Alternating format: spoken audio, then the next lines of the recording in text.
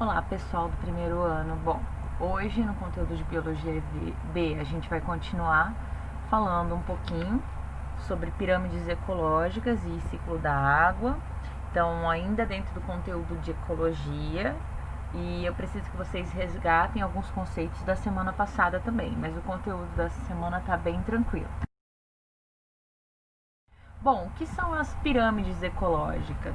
Aquelas relações que nós vimos dentro de cadeia alimentar, que nós chamamos de níveis tróficos, elas podem ter uma representação gráfica. Essa representação gráfica que vai facilitar o nosso entendimento, né, de alguns fenômenos e como ocorrem essas relações, nós chamamos de pirâmides ecológicas.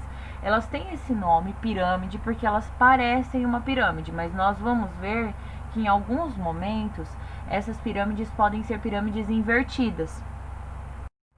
Então aí a representação clássica de uma pirâmide ecológica, onde aí no caso eu tenho representação por cor de níveis tróficos diferentes, sendo que a base da pirâmide ecológica normalmente sempre vai ser representada pelo produtor e vai subindo esse nível trófico, consumidor primário, consumidor secundário, consumidor terciário. Notem que as barras elas vão diminuindo. Então, o tamanho dessa estrutura dessa barra significa a quantidade ou proporção de cada nível trófico que existe em determinado ambiente. Então, essa pirâmide, essa representação, ela pode mudar de acordo com o ambiente analisado, o ambiente estudado. Então, se a gente considerar Pantanal, vai ter uma pirâmide. Se a gente considerar Brasil, vai ter outra pirâmide. Se a gente considerar esse mês em relação ao cerrado, vai ter outra pirâmide. Então, essa pirâmide ela altera de acordo com os dados que nós queremos analisar. Bom, nós temos um tipo de pirâmide ecológica que nós chamamos pirâmide de números. Ela tem esse nome, pirâmide de número, porque a barra ela representa em quantidade, então indica quantos indivíduos você tem de cada nível trófico, tá? E o formato dela vai ser muito variável de acordo com a quantidade mesmo que você tem de cada indivíduo. Então, por exemplo, eu tenho aqui, tá? Um exemplo hipotético aí. E essa pirâmide ela vai representar o número de indivíduos em 4.000 metros quadrados de uma comunidade de campo. Então, é algo hipotético. Ó, tem o número de indivíduos. Eu tenho 5.800 indivíduos produtores, 700 consumidores primários, 350 consumidores secundários e só 3 consumidores terciários. Ok? Então, aí eu tenho o número contado de indivíduos. Para você fazer essa representação, você precisa ter esse número e às vezes é muito difícil num ambiente muito grande. Então, aí é por 4.000 metros. Então, a cada 4.000 metros quadrados de uma comunidade de campo, eu tenho isso. Se eu tiver 8.000 metros, eu tenho que multiplicar essa pirâmide por 2 vezes. Então, normalmente você faz esse tipo de cálculo para uma área restrita. Então, a cada 10 metros quadrados, eu tenho esse tipo de pirâmide. E aí você pode estender esses metros de acordo com o tamanho total da área, tá? Bom, essa pirâmide de números, ela também pode ser representada de maneira invertida. Então, assim, vamos considerar uma comunidade onde os produtores são muito grandes. Vamos pensar em árvores enormes de uma floresta. Então, a base vai ser estreita. Por quê? Eu tenho árvores muito grandes, eu não tenho tanto espaço para o número de indivíduos. Então, apesar de ser uma área, né, que tem bastante consumidor, eu não tenho esse consumidor em número de indivíduos representados. A gente vai ver como ele pode ser representado depois. Então, assim, nessas comunidades que tem esse tipo de pirâmide, costuma haver maior quantidade de consumidores do que de produtores. Então, como que eu posso representar essa pirâmide? Olha só, nossa professora, é bem estranho, sim, tá? Então, aí, ó, uma árvore, ela consegue sustentar muitos pássaros que são alimento de poucos gaviões. Então, se a árvore for muito grande, uma árvore apenas consegue sustentar muitos pássaros. Então, assim, é por isso que eu falo, às vezes o número do produtor é menor, mas o tamanho deles consegue sustentar os outros níveis tróficos. Por isso que, mesmo sendo pequena a base dessa pirâmide, ela consegue sustentar os outros níveis. Bom, aí nós vamos ter a pirâmide de biomassa. A pirâmide de biomassa, ela vai representar a massa seca presente em cada nível trófico, tá? E essa massa ela é representada por metro quadrado. Professor, o que é massa seca? Nós sabemos que o corpo, né, dos indivíduos produz moléculas orgânicas. Então nós temos aí proteína, gordura, ácido nucleico, carboidrato, e essas moléculas orgânicas elas resultam numa massa que pode ser pesada. Então essa pirâmide de biomassa ela representa essa massa dessas moléculas orgânicas aí. Então aí um exemplo, né, de pirâmide de biomassa.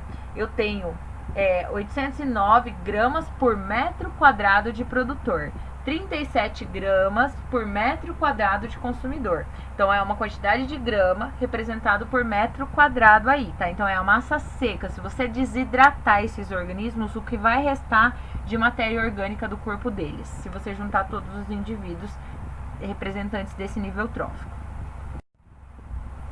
Essa pirâmide de biomassa, ela também pode ser representada de maneira invertida. E isso é muito comum, principalmente em ambiente aquático. Por quê?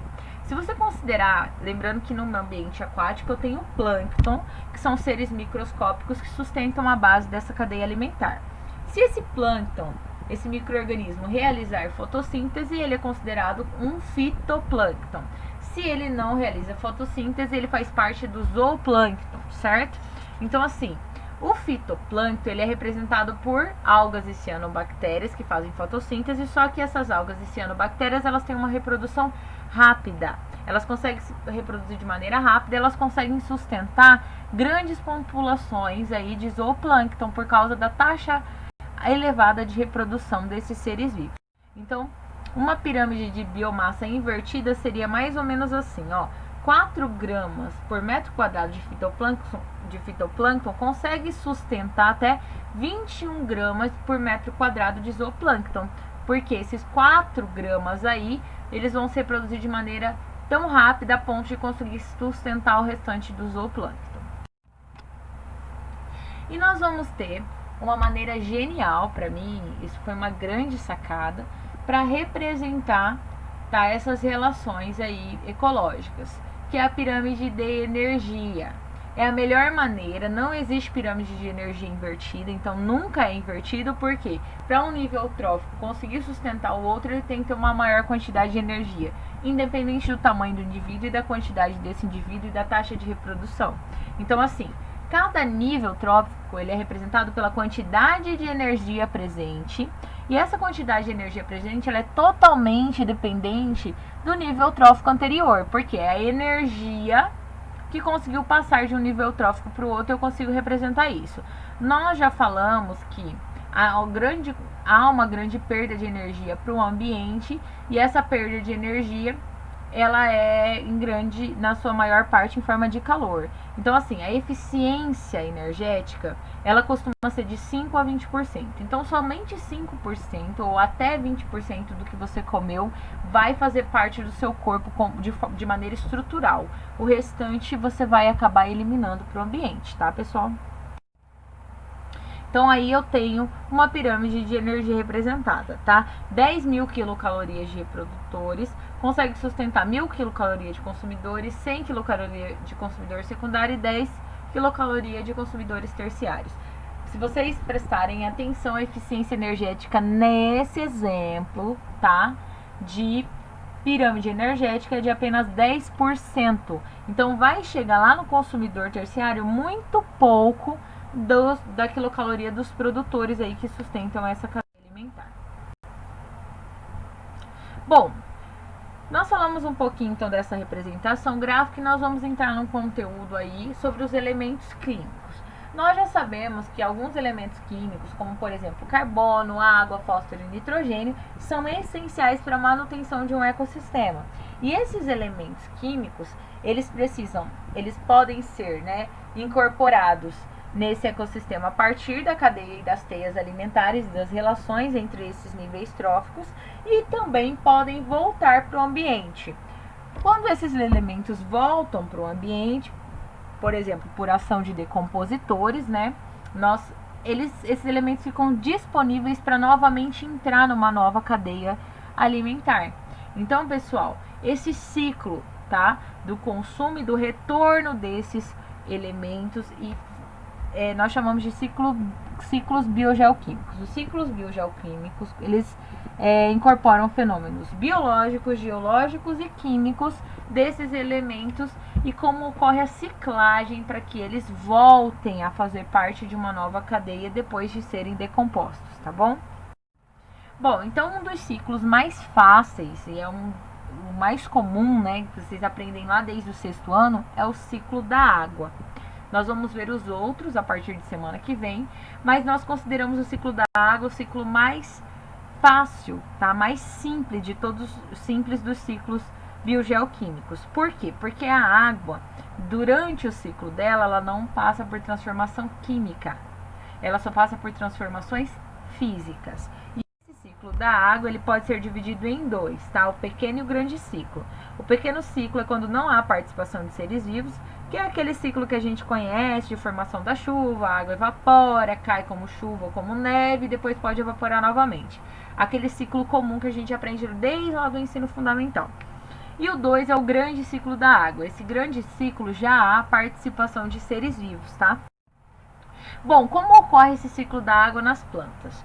Nas plantas, por que você precisa regar o seu jardim? Por que você precisa fornecer essa molécula? Então, através da raiz, as plantas elas vão absorver a água. E a água ela pode ser perdida por transpiração, que na planta ocorre pelo órgão foliar, né, pela folha. E a água que vai entrar, que vai ficar e não for perdida, ela vai ou ficar no citoplasma ou participar de processos metabólicos. Então, a maior parte da água ela vai evaporar e vai voltar para a atmosfera e seguir o ciclo da água onde não há participação de seres vivos, o ciclo pequeno da água, certo? E a outra parte que fica, ou fica no citoplasma dessa célula aí vegetal, célula eucarionte vegetal, e também pode participar da fotossíntese e outros processos.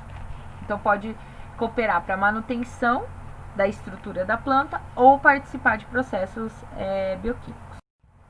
Bom, como que a água vai participar na fotossíntese? Os átomos de hidrogênio dessa água vai servir para a produção de glicose. A gente sabe que a partir da glicose a gente pode produzir várias outras substâncias, tá? Como, por exemplo, até a celulose e o amido, alguns tipos de óleo e aminoácidos. Então, todos esses tipos de moléculas vêm a partir da glicose. Essencialmente, a planta precisa produzir a glicose e ela utiliza esses hidrogênios aí da água. Então, representando aí a fórmula da fotossíntese geral. Tenho 12 moléculas de H2O de água, mais 6 moléculas de gás carbônico, que vão formar 6 moléculas de oxigênio, 6 moléculas de água e ali, ó, a glicosezinha. Então, se vocês perceberem, essa molécula e esses hidrogênios da água, eles participam da composição da glicose. Eu tenho 12 hidrogênios em uma molécula de glicose. Então, eu preciso de hidrogênio disponível. É por isso que você precisa molhar, regar as suas plantinhas. Para elas utilizarem esse hidrogênio, desculpa, eu estava falando oxigênio, esse hidrogênio, para a fabricação de glicose, para produzir o seu próprio alimento. Bom, e nos animais? Os animais, eles adquirem água a partir da alimentação, diretamente, né, de poças, enfim, de locais onde essa água está líquida, disponível, né? Ou quando eles comem qualquer vegetal ou outros seres vivos que também são constituídos por água. Então, entra em contato com esses organismos a partir da cadeia alimentar. E como que eles vão eliminar água, né, para o ambiente? Volta a partir da transpiração, do suor, né, da defecação e da excreção. E aí, os restos, né, em decomposição vão quebrar essas moléculas e deixar essas moléculas aí de novo disponível no ambiente, mas a molécula da água está disponível aí para participar novamente de outros ciclos no ambiente.